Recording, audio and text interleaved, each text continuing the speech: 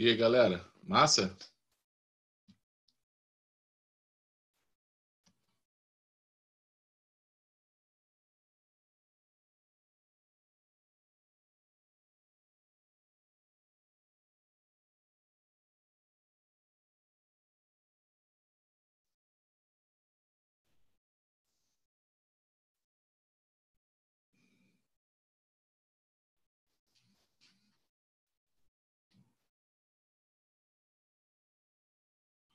E aí, galera? Tô esperando a galera chegar um pouquinho aí pra gente bater um papo. Show? Bom dia pra vocês, tudo bom? Tudo tranquilo?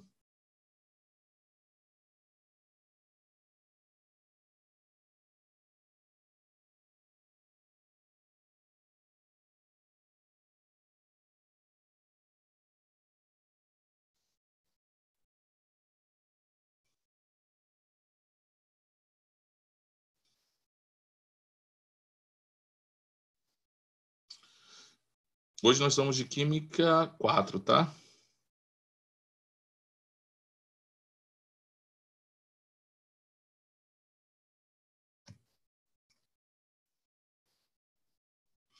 Química 4. Osmoscopia. Esse é o nosso tópico de hoje. Massa demais, massa demais, massa demais, massa demais. Deixa eu congelar aqui para abrir o nosso livro. Deixa eu ver quem está aqui. Luana, Alice, a Brenda.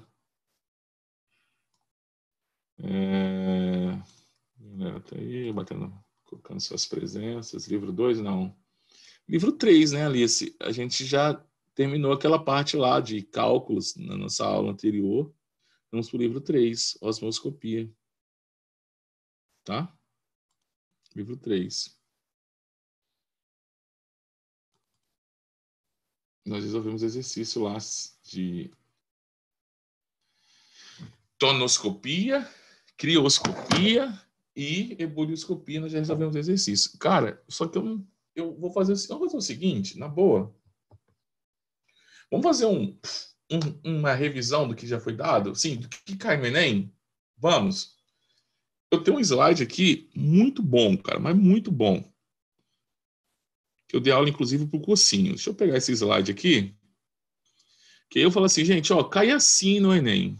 Cai assim, propriedades coligativas. Tá aqui. Como é que isso cai no Enem? Como é que o Enem cobra isso da gente, né? Porque eles ficam presos a...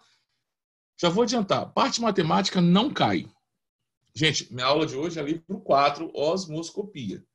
Parte matemática não cai, mas eu só disse porque está no livro. Você falou assim, professor, caramba, professor, isso não sei o quê, eu tenho aquele monte de cálculo que eu não sei como é que eu faço, concentração molar, esquece, ei, esquece disso, Enem. Até vestibulares tradicionais, esquece, não cai, não cai. Isso vai cair em prova de institutos militares. O NESC cai? Não. O VV cai? Não. Emescan cai? Não. Não tem nenhuma questão, cara. Não tem. Aí você fala assim, pois assim, mas como é que você sabe disso, professor? Porra, gente, na boa. Eu fico... Assim, deixa eu mostrar para vocês uma parada aqui. Né? Vou mostrar para vocês um negócio que eu tenho aqui.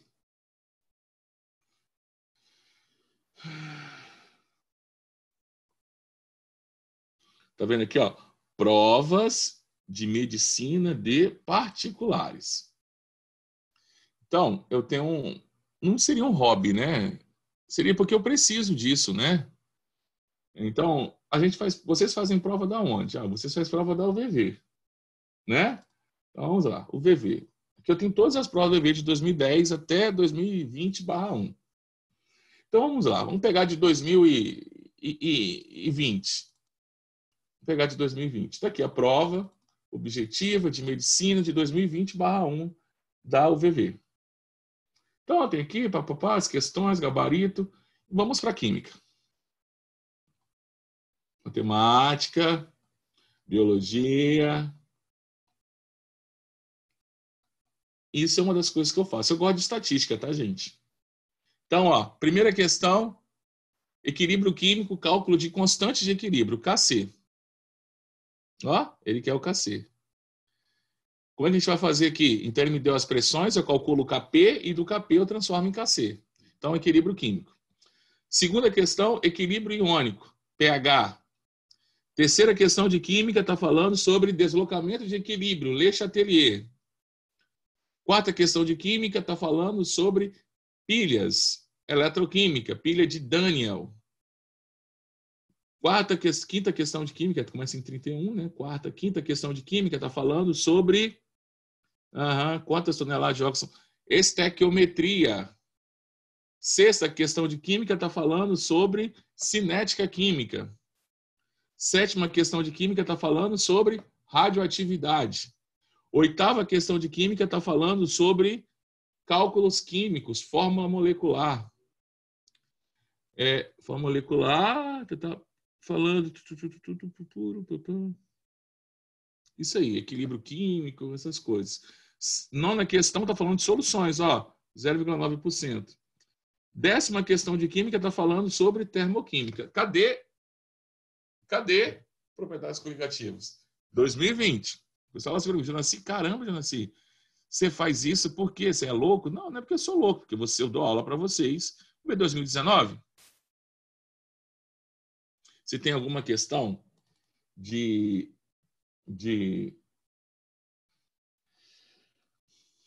Vamos procurar, então, as questões de química.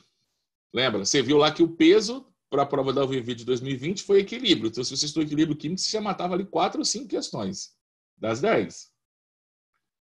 Vamos para a química. Química lá para a partir de 30, alguma coisa. São 10 questões de química. Vamos chegar lá. Química. Ó, primeira questão de química, tá vendo? Ó, com soluções. Ó, geometria molecular. Ó, gráficos, curvas de solubilidade. 34 questões, misturas.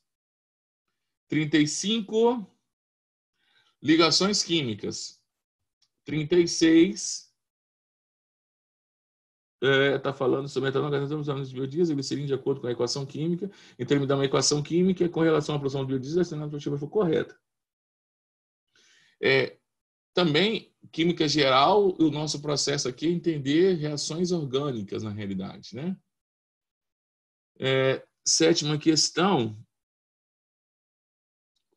bioquímica. Tem mais a ver com bioquímica do que com química propriamente dito.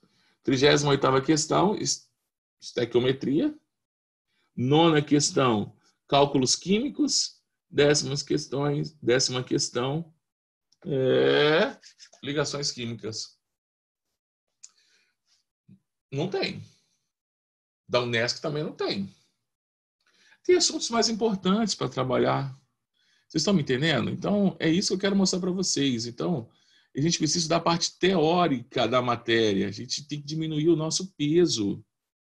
Tá? Diminuir o nosso peso. Parar de ficar preocupado com a parte matemática. Química 4. Deixa eu escrever aqui para vocês aqui. Química 4. 4. Livro 3. Show? Fechou? William, Química 4, livro 3. Show. Gente, já expliquei propriedades cognitivas para vocês. Eu vou direto para os exercícios, tá massa? Vou direto para os exercícios do Enem. Vou passar direto aqui, vou mandar esse slide para vocês também. E se vocês quiserem assistir essa aula, tem lá no YouTube. Essa aula eu dei para o pré. Propriedades coligativas, só a parte teórica. Dei para o pré. Assistam lá. Eu vou mandar o link para vocês depois na sala de vocês. Galera, vamos para as questões do Enem. Quer ver como que vocês sabem propriedades coligativas pensando em Enem? Ó, a primeira questão do Enem. Eu coloquei todas as questões do Enem sobre propriedades coligativas. Então é como se estivesse fazendo uma revisão do que já dei para vocês. A panela de pressão permite que os alimentos sejam cozidos em água muito mais rapidamente do que em panelas convencionais. Tá? Por que que a panela de pressão favorece que a gente consiga cozinhar os alimentos mais rapidamente que na panela convencional? Primeira coisa, para um líquido entrar em ebulição, né, para o líquido entrar em ebulição, então, para qualquer substância entrar em ebulição, o que que precisa ter? O que que precisa ter? A sua pressão de vapor, vou colocar aqui, ó, sua pressão de vapor tem que ser maior ou igual à pressão atmosférica. Então, como assim, Jonas? Assim, pressão de vapor. Então, vamos pensar. Eu tenho um recipiente. Aqui eu tenho um líquido dentro desse recipiente. O que vai acontecer? Algumas dessas moléculas, né, dessas partículas, vão passar para o estado gasoso. E algumas dessas moléculas voltam do estado gasoso para o estado... Então, está acontecendo isso aqui, ó. Moléculas passando para o estado gasoso e moléculas passando do estado gasoso para o estado líquido. Então, tem um equilíbrio. Essas moléculas que estão no estado gasoso vão exercer uma pressão aqui nas paredes do meu recipiente, que eu consigo medir utilizando um manômetro. Então, isso é minha pressão de vapor. Perfeito? Quando essa pressão de vapor, ou seja, quando a quantidade de vapores formados exercer uma pressão igual ou uma superior à pressão atmosférica que eles estão submetidos, esses vapores eles vão embora. Então, quer dizer que esse meu equilíbrio vai deixar de existir.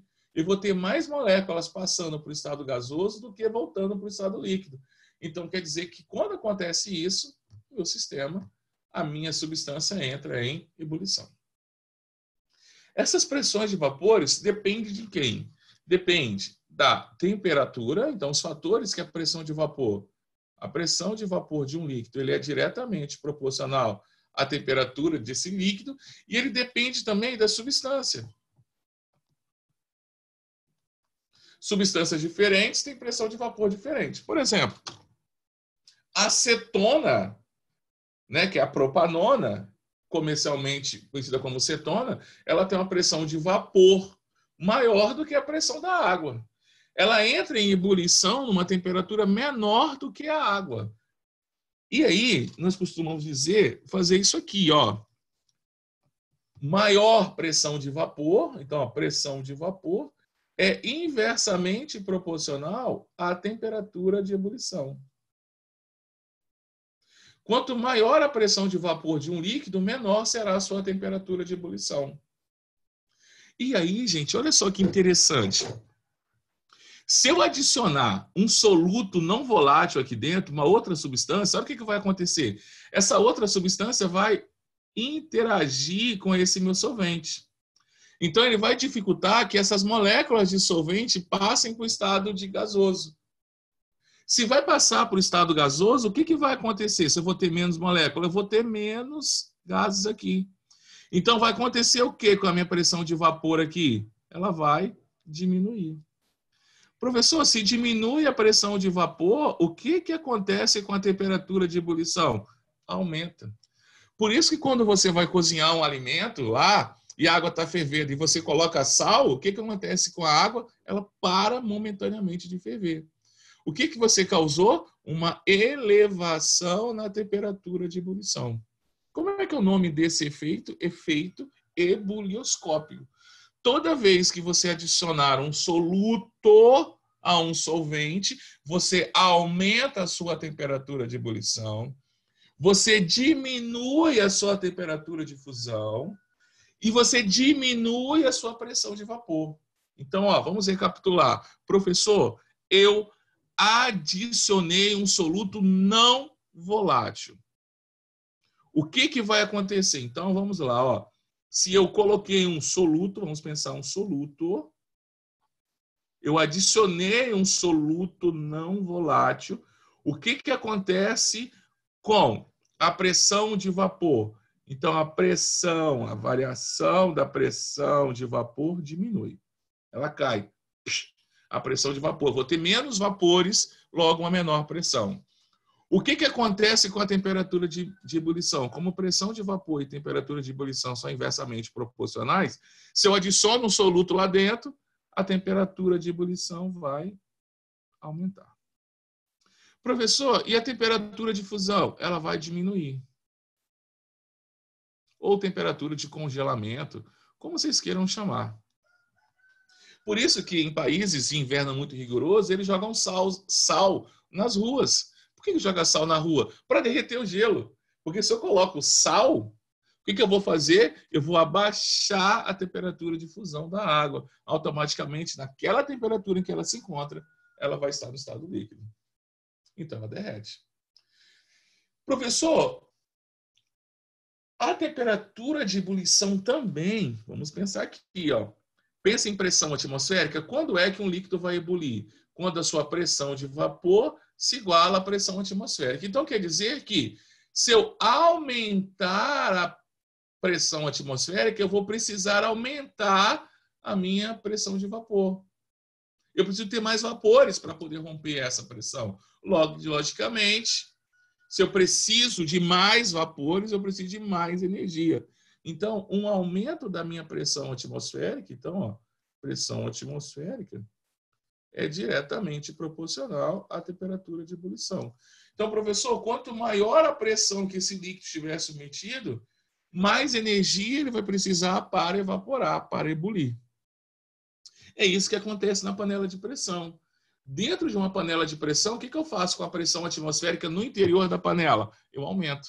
Se eu aumento a pressão atmosférica, o que acontece com a sua temperatura de ebulição da água lá dentro? Vai ter que aumentar também.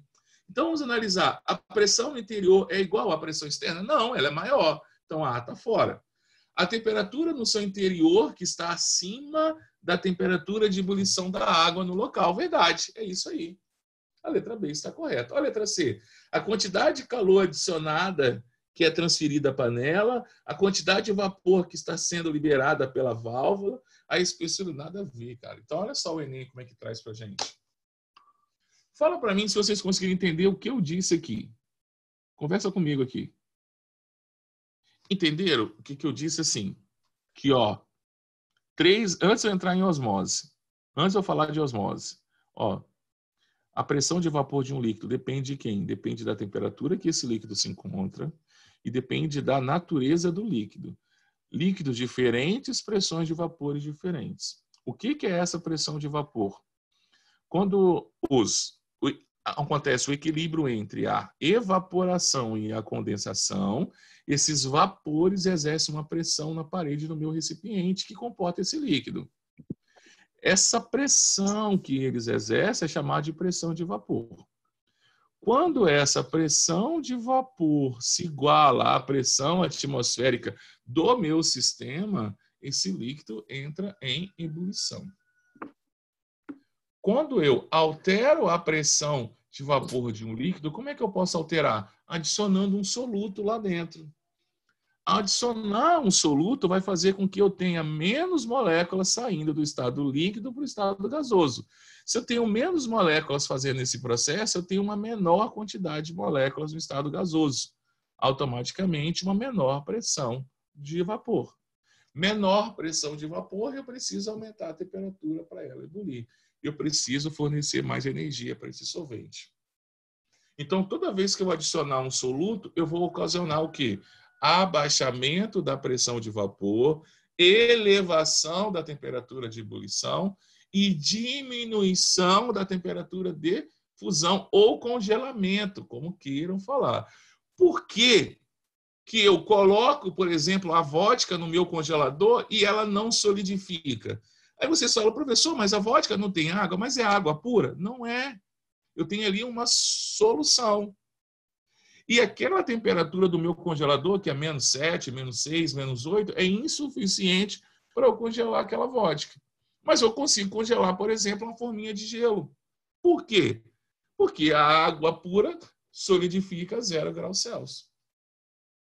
Mas nada me impeça de eu pegar a vodka e levar para um refrigerador de uma maior potência, que consiga chegar a uma temperatura inferior à que eu chego na minha geladeira, e eu vou congelar a vodka normalmente, congelar a cachaça, o uísque, o que eu quiser. Tudo tem uma temperatura de fusão. Agora você entendeu, né, André, por que a sua vodka não congela, né? Tá?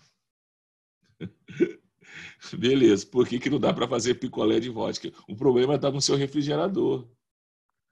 Tá? O problema está no seu refrigerador. Galera, eu vou apagar isso aqui e vou colocar uma segunda questão do Enem, tá? Antes de eu entrar em osmose. Se eu não conseguir entrar em osmose hoje, não tem problema. Tá? Eu quero tirar de vocês... Cadê meu... Por que não quer funcionar?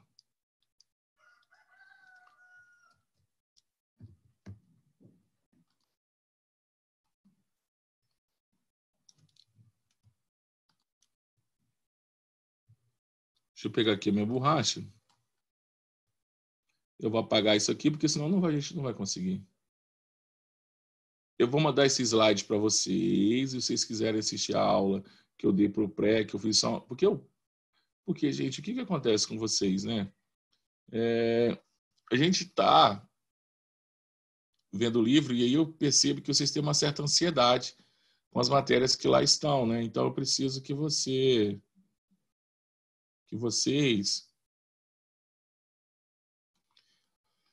ficam menos ansiosos, né? Então, ó, sob pressão normal a nível do mar, a água entra em ebulição a temperatura de 100 graus Celsius.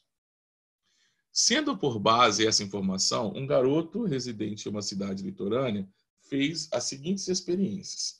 Colocou uma caneca metálica contendo água no fogareiro do fogão em sua casa.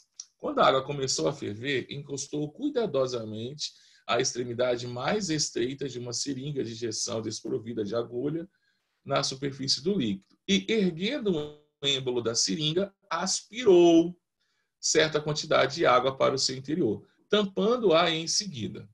Verificando que, após alguns instantes, que a água da seringa havia parado de ferver, ele ergueu o êmbolo da seringa, constatando, intrigado, que a água voltou a ferver após um pequeno deslocamento do êmbolo. O que ele fez? Então, ele tinha que, gente, olha só, na boa. Então, eu peguei uma seringa, vamos pensar aqui numa seringa. Aqui dentro eu tenho água, né? Água aqui, água. Quando você pega esse êmbolo aqui e você faz esse movimento aqui para trás, você aumenta o volume aqui, ó. Se você aumenta o volume e pressão são inversamente proporcionais. Então, se eu aumentei o volume, eu diminuo a pressão. Então, quer dizer que a pressão atmosférica aqui dentro para a água é menor. Se eu diminuo a pressão atmosférica, diminui a quantidade de vapor necessária para eu romper. Automaticamente, a temperatura de ebulição da água vai diminuir. Isso acontece muito como? Se você comparar a temperatura de ebulição da água em Linhares, nós estamos aqui a nível do mar praticamente, 20 e poucos metros, a altura média de Linhares. Para eu ferver a água aqui em Linhares, é 100 graus Celsius.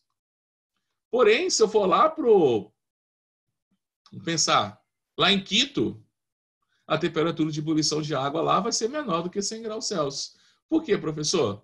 Porque lá, por exemplo, lá no Equador, aumenta a altitude, a pressão atmosférica diminui. Se diminui a pressão atmosférica, menos energia meus vapores precisam exercer para romper essa barreira da pressão.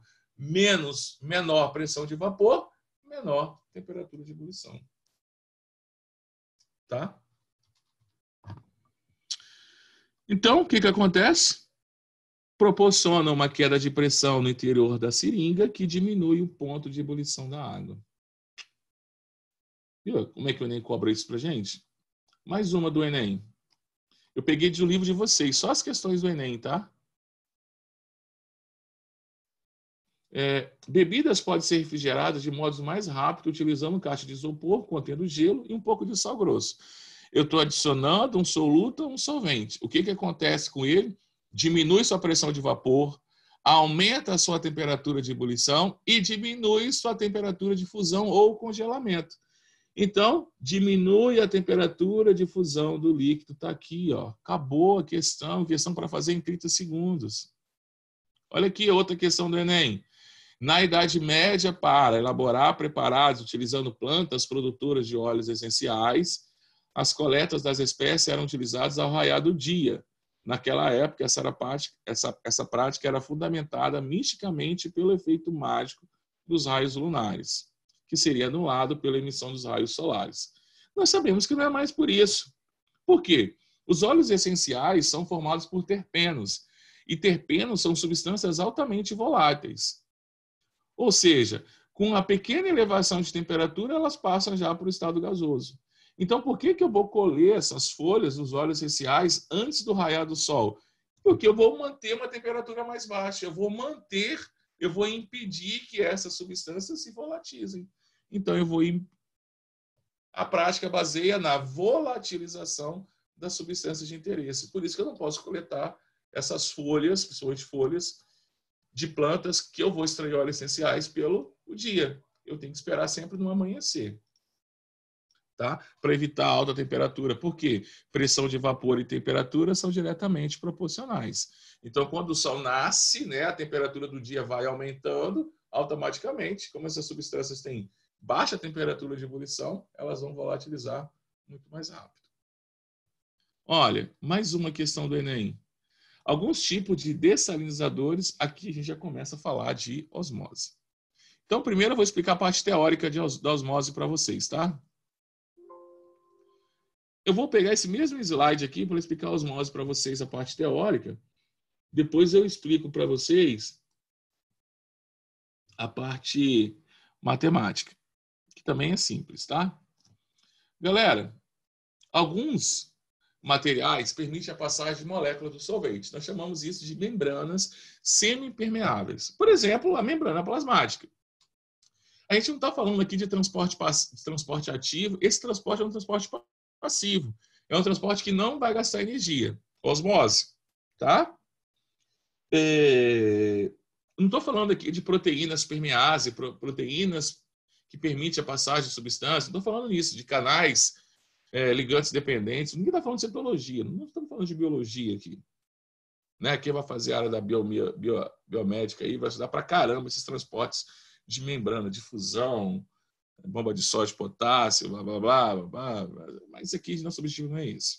Nosso objetivo é entender que existem substâncias, materiais que permitem a passagem de solvente, unicamente de solvente.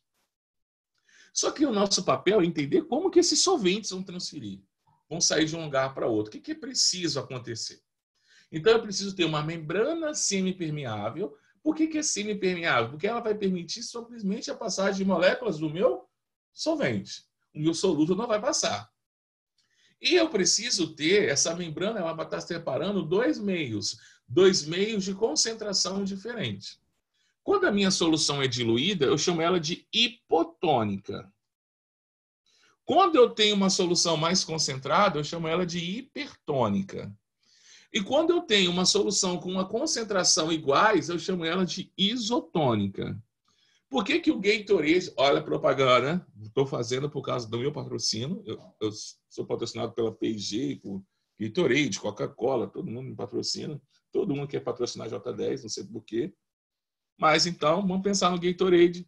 Ele é um isotônico, então quer dizer que a concentração dos sais dissolvidos no isotônico é igual à concentração dos sais da água contida em meu organismo. Perfeito? Se ele fosse uma solução hipertônica, ele teria uma concentração maior do que a concentração da água dentro do meu organismo, das minhas células. Perfeito? Gente, o solvente vai sempre passar da onde? O solvente sempre, é um processo natural, sempre ele vai passar de uma solução mais diluída para uma solução mais concentrada. O solvente sempre é a passagem do hipo para o hipertônico. Até quando? Até que essas soluções adquirem o que nós chamamos de serem a mesma concentração. As soluções se tornem isotônicas. Então, o solvente sempre vai passar nesse sentido. Perfeito? Galera, o que é pressão osmótica? Cara, como é que eu posso impedir esse líquido de passar? Como é que eu posso? Por quê? Suponhamos, eu peguei lá uma bactéria, suponhamos que eu tenho lá um protozoário, vamos desenhar aqui um protozoário. Suponhamos que eu tenho aqui um protozoário, né? Um protozoário aqui, e aí eu vou colocar ele em contato com uma solução hipertônica. Ou seja, a concentração da água aqui fora é maior do que a concentração da água aqui dentro. O que vai acontecer? Vai sair água de dentro dele. Então, ele vai perder solvente por osmose. Então, está saindo aqui água. Com o passar do tempo, o que vai acontecer com essa célula desse ser unicelular? Vamos pensar aqui um ser procarionte. Vai acontecer o quê? A sua célula vai murchar. Professor, por que a sua célula murchou? Porque perdeu água por osmose. Ele foi colocado em uma solução hipertônica. Ou seja, a concentração aqui fora é maior do que a concentração no meio intercelular dele. Então ele vai morrer. Se ele perde água, ele não consegue fazer essas reações, então ele morreu. Professor, o que é chamado então de pressão osmótica ou simplesmente que eu posso usar a letra π para representar? A pressão osmótica nada mais é do que o que eu sei que vai acontecer? O meu solvente vai passar de uma solução menos concentrada para uma solução mais concentrada. Esse é o processo natural. Essa aqui é chamada de, essa aqui, é a pressão osmótica do meu solvente. Se eu exercer uma força aqui, uma força nessa minha solução mais concentrada, nessa minha solução hipertônica, uma força capaz de exercer uma força também contrária à passagem do meu solvente, que vai impedir esse solvente de passar por essa membrana semipermeável. Essa pressão mecânica que eu estou exercendo externa, quando ela se iguala à pressão osmótica do meu solvente, esse solvente ele para de passar da minha solução hipo para a solução hipertônica. Então, quando essa pressão mecânica que eu estou exercendo se iguala à pressão osmótica, eu digo que a osmose cessou, ela acabou. Se eu exerço uma pressão mecânica maior do que a pressão osmótica, o que eu vou fazer? Eu vou fazer o que nós chamamos de osmose inversa. Por que osmose inversa? O que é observado? É observado que o solvente passa de uma solução hipo para uma solução hipertônica. Isso é osmose. A minha célula está perdendo água por osmose. Dentro dela é hipotônica, considerado ao meio externo que ela foi colocada. Ela foi colocada em uma solução salina. Então, a água sai de uma solução hipo para uma solução hiper. Isso é osmose. Se eu faço o processo contrário, se ela sair de uma solução hiper para uma solução hipotônica, é possível fazer? É possível. Eu vou usar as mesmas membranas semipermeáveis, só que eu vou exercer agora uma pressão mecânica externa na minha solução mais concentrada. E aí eu vou fazer o meu solvente passar para a solução diluída. Então eu vou ter uma osmose inversa. Aonde que eu uso osmose inversa? Produção de água potável através da água do mar. Processo chamado de dessalinificação. Eu vou produzir água potável através da água do mar. O que eu tenho que fazer? Exercer uma pressão mecânica maior do que a pressão osmótica, e aí eu vou fazer com que o solvente saia de uma solução hiper para uma solução hipotônica. Isso acontece espontaneamente? Não, tem que ter um trabalho, tem que ter uma força externa exercendo. Show? E é isso que a questão do Enem trouxe para a gente. Galera, como que eu calculo isso, gente? Como é que eu calculo? Pô, nossa, pessoa tem que calcular isso? Tem como eu calcular. Então, se eu quero calcular essa pressão osmótica desse líquido, é só saber que a pressão osmótica é o que é mais, qualquer forma mais que a gente mais usa, né? É molaridade vezes R vezes T. Ou, se preferirem, essa pressão osmótica desse meu líquido vai ser igual a... Espera aí. Pressão osmótica vezes o volume é igual a número de mols vezes R vezes T.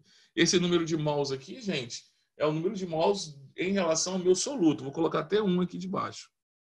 Tá? Então, aqui molaridade no meu soluto. Então, aqui nós estamos percebendo que a pressão osmótica ela é diretamente proporcional ao número de partículas que eu coloco ali. Então, quanto mais concentrada for a minha solução, quanto mais hipertônica for a minha solução, maior será o processo de osmose. E isso eu utilizo no cotidiano, por exemplo. Vamos pensar, por que eu salgo a carne? Por que existe o charque, a carne salgada?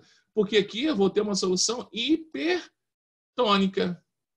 E aí, quando o micro-organismo, que são seres responsáveis pela degradação do meu alimento, entrar em contato com esse alimento, o que vai acontecer com ele? Ele vai perder água, porque o seu meio intercelular está numa concentração menor do que o meio extracelular. Então, ele vai perder água e ele vai morrer.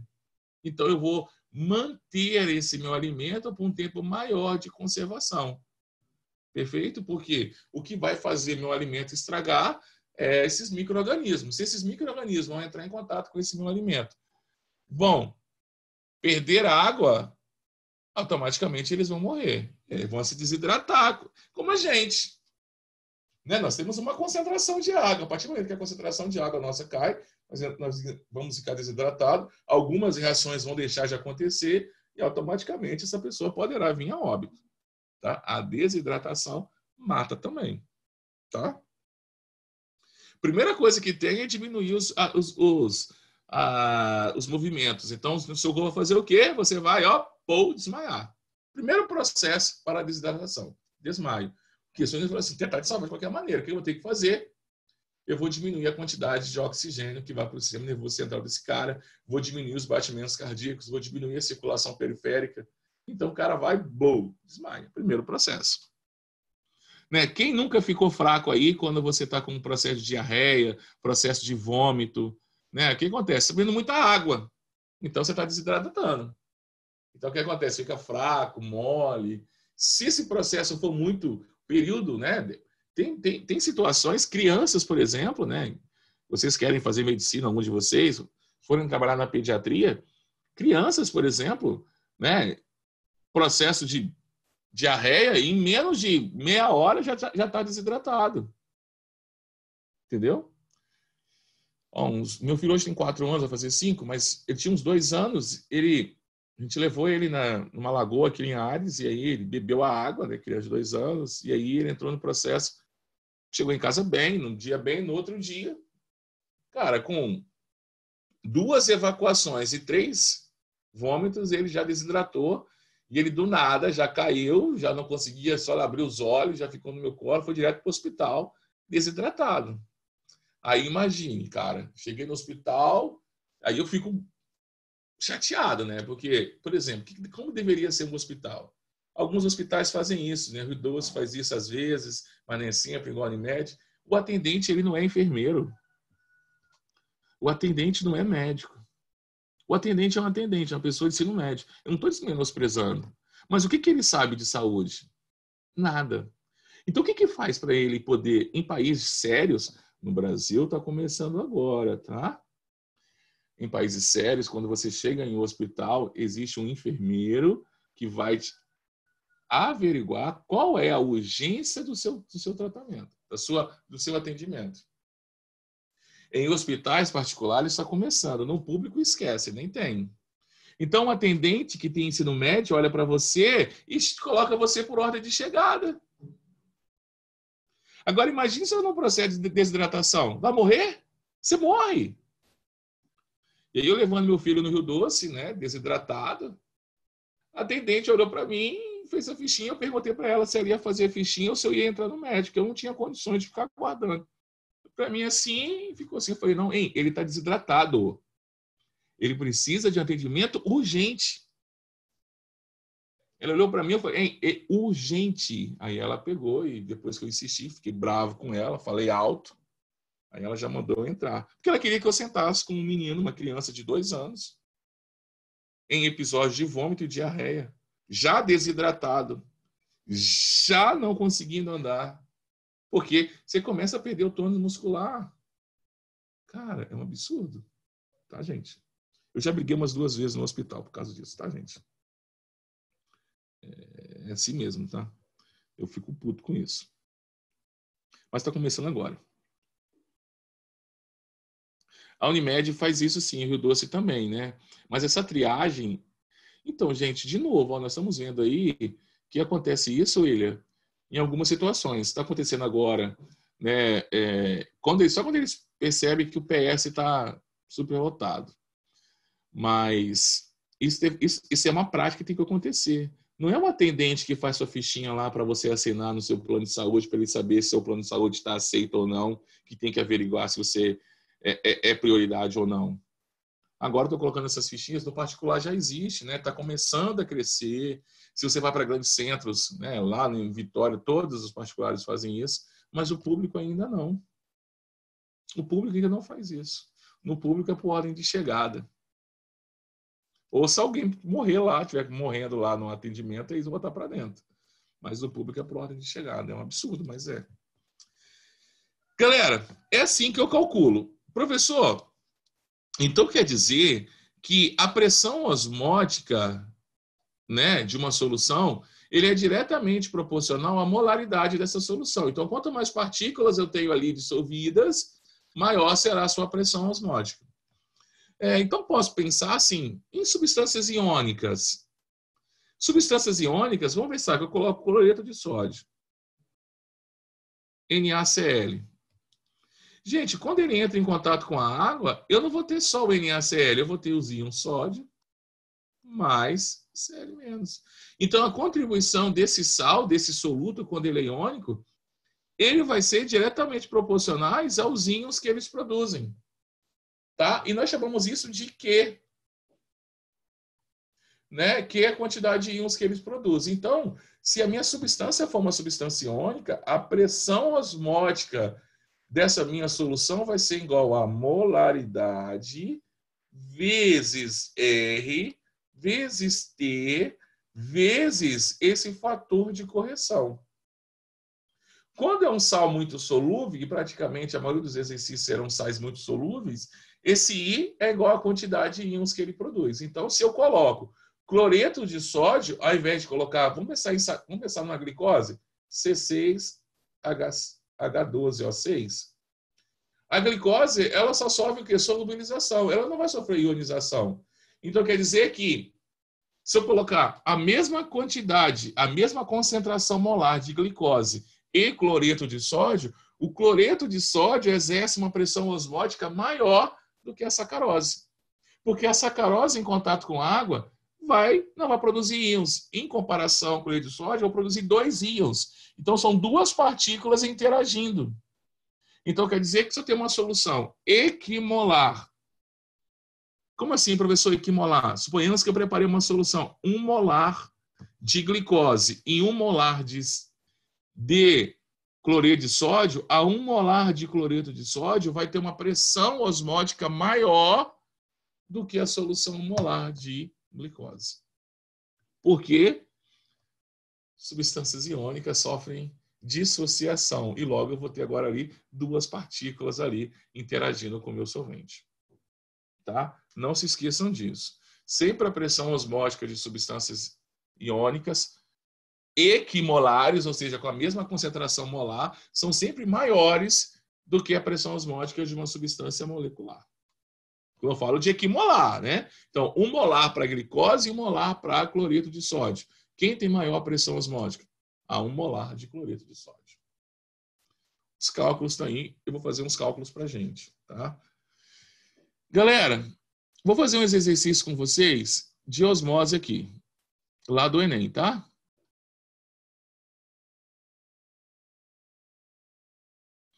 Na idade... Não, já foi feito. É essa aqui. Gente, olha essa questão que interessante. Alguns tipos de dessalinizadores usam um processo de osmose reversa. O que é osmose reversa? É a passagem do solvente de uma solução hiper para uma solução hipotônica. Isso é osmose reversa. O que é osmose? Passagem do solvente de uma solução hipo para uma solução hipertônica. Osmose reversa, passagem do solvente de uma solução hiper para hipo. Não é um processo espontâneo a osmose reversa. Tá? para a obtenção de água potável por meio da água salgada. Nesse método, utiliza-se um recipiente contendo 2 compartimentos separados por uma membrana semi-impermeável. Um deles coloca-se água salgada e no outro recolhe-se a água potável. A aplicação da pressão mecânica no sistema faz com que a água fluir de um compartimento para o outro. O movimento das moléculas da água através da membrana é controlado pela pressão osmótica e pela pressão mecânica aplicada. Então, ele está falando assim para a gente, ó. Eu tenho aqui um recipiente, uma membrana semi-permeável. Aqui eu tenho uma solução salgada e aqui eu tenho o meu solvente, a minha substância, solvente puro. O que é espontâneo? Espontâneo seria passar o meu solvente para lá. Isso é osmose. Só que o que eles estão falando, que eles estão fazendo? Eles vão colocar aqui, ó, pensar no êmbolo, eles vão exercer uma força aqui, né, uma pressão aqui, para fazer com que o meu solvente não faça isso aqui. Não saia da hipo para hipertônica. Eles querem que o nosso solvente saia de uma solução hiper para hipotônica. Ele quer esse processo, que é chamado de osmose reversa. Então, essa aqui é a minha pressão mecânica e o que está fazendo aqui é a minha pressão osmótica. Aí ele pergunta assim para a gente: para que ocorra esse processo, é necessário que a resultante das pressões osmótica e mecânica apresentem o mesmo sentido? Não, ela tem esses sentidos opostos. Porque a pressão mecânica, osmótica é essa aqui, ó. Solvente da minha solução. É π, né? Vamos colocar π aqui. Eu coloquei P0, mas é π.